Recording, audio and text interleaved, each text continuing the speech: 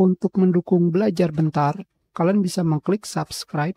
Halo, selamat datang di Belajar Bentar. Sekarang kita akan belajar mengenai cara mencari gambar di internet lewat Microsoft Word.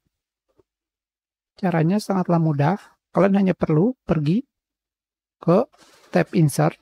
Di sini kalian pilih Picture dan kalian pilih Online Picture.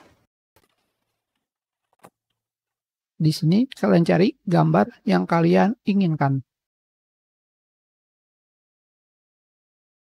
Di sini terdapat pilihan Creative Commons Only.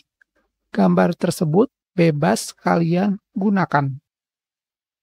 Jika kalian tidak mencentang Creative Commons Only, maka gambar tanpa lisensi Creative Commons juga akan tampil.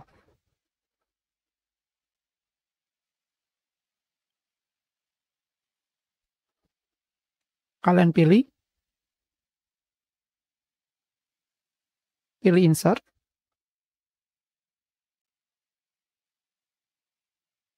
Terdapat error.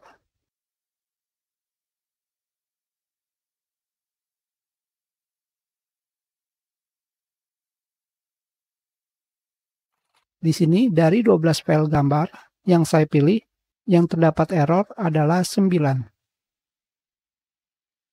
Jadi, belum tentu semua gambar bisa digunakan.